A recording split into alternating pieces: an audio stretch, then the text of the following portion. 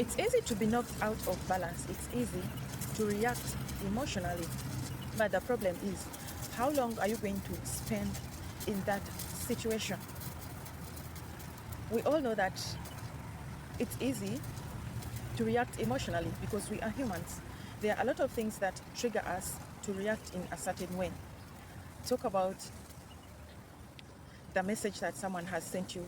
Talk about the thought of a reminder, or the thought of thinking about something that happened in your life before that was not good.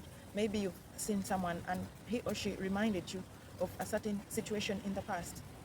Okay, talk about your colleagues. I mean, there are a lot of things that can put us out of balance.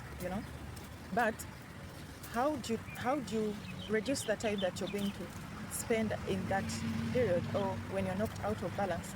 Because if you're out of balance, it doesn't serve you. It doesn't serve you. In that situation, that's when we find ourselves creating diseases into our lives. That's when we find ourselves creating the bad things, or the things that we don't want to see in our lives. But how do you shorten the period that you spend in that state? One of the things that you can do is to excuse yourself. When you catch yourself in that state, excuse yourself and take a minute or 5 minutes to put yourself in balance, to check yourself. Ask yourself, is this loving to me? Is how I'm feeling or reacting or thinking, is it loving to me? If your answer is no, then ask yourself again, how do I want to be feeling, or how would I have responded better in this situation? Where do I want to go? Is this taking me to where I want to go, or is this serving me?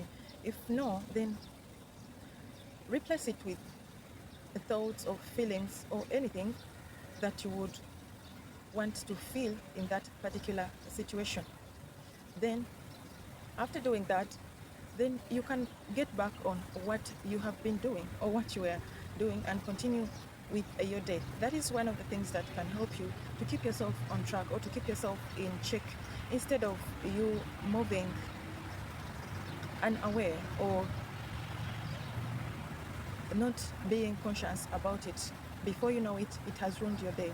Before you know it, the day has ended. Yet maybe you set the goal that today I'm not going to let this slide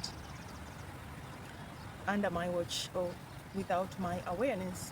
So always and always catch yourself. Don't let those emotions drive you, because at the end of it all, when you go back alone, you will think about your day. If there is something that you let slide that you never wanted, then you're going to beat yourself. You're going to blame yourself. Okay? But again, blaming won't be a solution. The other thing that you can do is to tell yourself that another day or tomorrow is going to be an opportunity for me to be better. Let me make sure that this emotion, this kind of situation, does not slide or pass by me without my awareness.